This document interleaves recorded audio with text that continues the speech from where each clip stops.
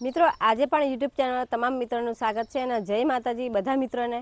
ને આજે હું તમને એવો એક કલમ કરતા ગુલાબની ડાળીને કલમ કરતા હું તમને બતાવું. ગુલાબની ડોખડીના કલમ કરતા હું તમને બતાવું તો 10 થી 12 દિવસની અંદર જ એના નવા પાના જાય, નવી ડાખડીઓ ફૂટી જાય એ રીતના કલમ કરવાની છે અને કઈ રીતના કરવાની છે એ પણ હું તમને બતાવું. પણ તમે વિડીયોમાં બન્યા રહેજો. ને ગુલાબના પાન, ગુલાબના ફૂલ તો બહુ બધા આપણા કામ લાગે છે. રોજે સવારે ઉઠે એટલે આપણા ભગવાનની અંદર ચડાવીએ છીએ, આપણી કુળદેવીને ચડાવીએ છીએ, આપણા ઘર આંગણાની શોભા વધે અને આપણા સુગંધ બહુ સારી આવે. તમે પણ કલમ કરતા હશો, પણ આડાવડી કલમ કરતા હશો અને હપાર કલમ નહીં કરતા હોય એટલે તમારી ડાખડી હુકાઈ જતી હશે અને કલમ કરતા હશો પણ ફૂટતી હશે, પણ મહિને 2 મહિને તો ફૂટી રહેતી હશે. પણ હું જોરદાર એક ઉપાય તમને બતાવું કે કઈ રીતના આપણે કલમ કરવાની છે એ પણ બતાવું. પછી તમે આ કલમ તમે કરશો તો મહિનાથી 2 મહિનાની અંદર તો તમારા ઘેર ફૂલ પણ લાગવા મળશે અને લૂમખે ફૂલો લાગવા મળશે. આ રીતના તમે કલમ કરશો તો હું બતાવું એ રીતના તમે કલમ કરશો ને તો 3 જાતના ફૂલ લાગશે. એક જાતનો નહીં લાગે તો લાલ, પિંક ને સફેદ 3 જાતના ફૂલો તમારા ઘેર ખીલશે.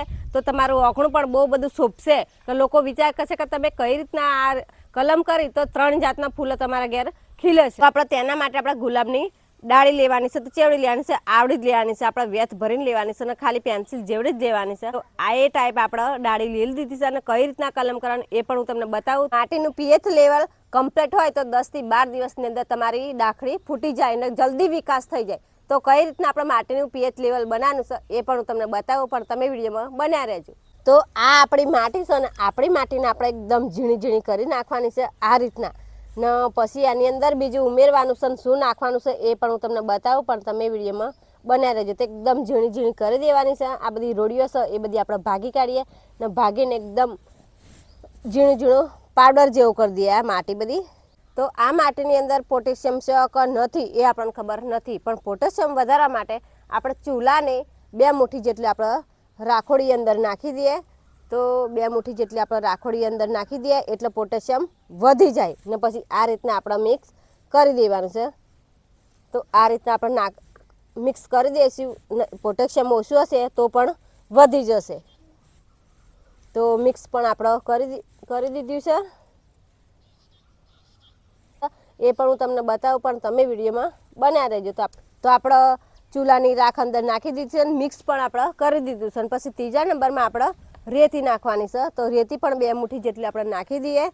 તો 2 મુઠ્ઠી જેટલી આપણે નાખી દીધી છે ને રેતી. તો રેતી કેમ નાખવાની કે એનો મૂળ હોય ને એ ઝડપી વિકાસ કરે અને ઝડપી આમ પોચારો રહે માટીની અંદર. એટલે આપણે રેતી અંદર નાખવાનું છે. જલ્દી વિકાસ કરી દે છોડવાનો ને જલ્દી પણ ફૂલો આવી જાય. એટલે આપણે પોચારા માટે આપણે રેતી અંદર નાખવાની છે. નહીં નાખવા તો માટીની બદલે એ મૂરો જોમ થઈ જાય, માટી ચીકણી આવે એટલે આપણે રેતી તો થોડીક નાખવી જ પડે. તો મિક્સ પણ આપણે કરી દીધું છે ને હવે આપણે શું કરીએ તો હવે આપણો ગમણો લીધો છે. એક ડોલ ભાગલી હતી અમારા ઘેર, તો ડોલમાં આપણા માટી ભરી લઈએ. મારા ઘેર એક ભાગલી ડોલ હતી એટલે મેં ડોલ લીધી છે. અને તમારા ગમણો ના હોય ને ડોલ ભાગલી પણ ના હોય તો તમારે શું કરવાનું છે કે એને અંદર કોણો પાડી દેવાનો છે 4 થી 5. તો જ તમારા છોડવો ઉસરશે અને છોડવો ઉસરે નહીં કે અંદર પાણી ભરેલું રહેશે એટલે એ મૂળ કોઈ જશે એ ડાખડી ને પછી સુકાઈ જશે. એટલે કોણો તમે પાડજો. તો જે મીડિયમ જ પાણી એનું પીશે ને જે વધારાનું હશે એ કાળમ રહીને નીકળી જશે. તો આપણે પણ માટી ભરી લઈએ ડોલની અંદર ને પછી ડાખરીને આપણે કઈ રીતના ડાખરીને આપણે રોપવાની છે એ પણ હું તમને બતાવું. પણ તમે વિડીયોમાં બન્યા રહેજો. ને આપણી ડાખરી આપણે કલમ કરશું તો 10 થી 12 દિવસની અંદર તો આપણી ડાખરી ફૂટીને તૈયાર થઈ જશે. અને પછી મહિના કે 1.5 મહિનાની અંદર તો ફૂલ પણ લાગવા મળશે. આપણે માટી પણ ડોલની અંદર આપણે ભરી દીધી છે. અને હવે ડાખરી આપણે કઈ રીતના રોપવાની છે તો 2 ઇંચ આપણે આટલી 2 ઇંચ જેટલી આપણે અંદર રોપવાની છે. તો આ રીતના 2 ઇંચ આપણે રોપી દઈએ.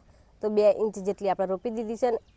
આમ આપણે આની થડમાં માટી ચોંટાડી દેવાની છે કે હવા ના લે એટલા માટે. તો આપણે ડાખરી પણ રોપી દીધી છે ને એની અંદર હવે આપણે પાણી આપવાનું છે. તો પાણી વધારે આપવાનું નથી ને પાણી મીડિયમ જ આપવાનું છે. તો આ રીતના આપણે હાથથી જ ચોંટવાનું છે કે ડાયરેક્ટ આપણે ડોલથી કે ડબલાથી ચોંટવાનું નથી. ને કે પછી સોટી આપણે કલમ કરી એ પછી હલી જાય તો પાછું ફૂટે ના.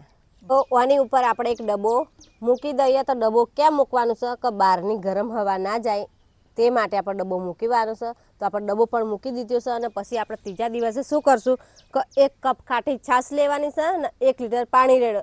1 લીટર પાણી લેવાનું છે અને પછી એ મિક્સ કરીને પછી આ છોડવાની અંદર આપણે રેડવાની છે. તો પછી 10 થી 12 દિવસની અંદર હું તમને આ જ વિડીયોમાં બતાવે કે આપણી ડાળી રોપેલી કલમ કરેલી એ ફૂટી છે કે નથી ફૂટી, એ પછી હું તમને બતાવીને તમે વિડીયો પૂરો જોજો તો તમને ખબર પડશે કે આપણે કલમ કરી એ ફૂટી છે કે નથી ફૂટી એમ. તો મિત્રો આપણા ગુલાબની ડાળીને આપણે કલમ કર્યા 10 થી 12 દિવસ થઈ ગયા છે અને અંદર ફૂટી ગયો છે. આપણા ડબ્બાની અંદર દેખાય છે ને આપણે ડબ્બો કાઢીએ તો ડાખરી કેવી ફૂટી છે કેવી નહીં એ પણ હું તમને બતાવું. તો તમે પણ વિડીયોમાં બન્યા રહેજો.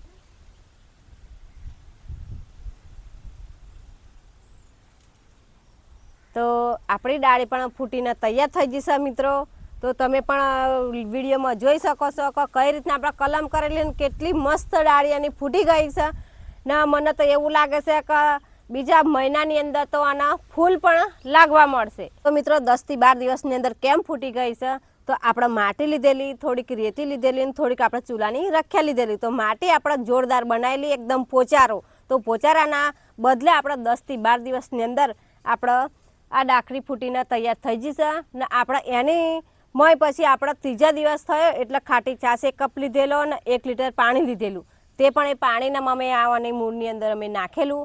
એટલા માટે આપણે જલ્દી આપણે વિકાસ થયો અને જલ્દી ફૂટી ગઈ ને ફરી અમે એ જ ઉપયોગ કરશું આવવાની અંદર તો બીજા 20 થી 25 દિવસની અંદર તો ફૂલ પણ લાગવા મળશે. ને તો આપણે આ ડાળીને કલમ કરેલું તો ઓના એક જાતના નહીં 3 જાતના 3 કલરના પણ ફૂલ આવશે. લાલ આવશે, પિંક આવશે અને સફેદ આવશે. 3 જાતના આપણા ફૂલ પણ લાગશે. અને આપણે આ ડાળીને પછી આપણા ગમલાની અંદરથી આપણે ઉપાડીને નીચે જ ક્યારે રોપવાની જમીન ઉપર એ પણ હું તમને કહું છું, પણ તમે વિડીયોમાં બન્યા રહેજો. અને પછી આપણા જમીન પર ક્યારે રોપવાનું છે કે 30 દિવસ કે 35 દિવસ કે 1.5 મહિના સુધી આપણે એનો મૂળો એકદમ જોમ થઈ જાય પછી જ આપણે જમીન પર રોપવાની છે. અને વહેલા તમે ઉપાડીને જ રોપી દેશો 10 દિવસ કે 15 દિવસની અંદર તો એ ગુલાબની ડાકરી તમારે સુકાઈ જશે. અને પછી મહિનાથી 1.5 મહિનાની અંદર તમે ઉપાડીને તમે બીજી જગ્યાએ તમે જમીન પર રોપશો તો વિકાસ એ ફૂલ થશે. તો આની અંદર તમારે પાણી ક્યારે આપવાનું કે એની કાવરી ઉપરની સુકાઈ જાય ત્યારે તમારે પાણી આપવાનું છે. નકર ઓવરડોઝ તમે પાણી આપશો તો એનું મૂળ પણ સુકાઈ જશે અને ડાળી પણ સુકાઈ જશે. આ ગમડો તમારે શું કરવાનું છે કે 6 કલાક સુધી તમારે તાપમાં મૂકી રાખવાનું છે અને પછી તમારા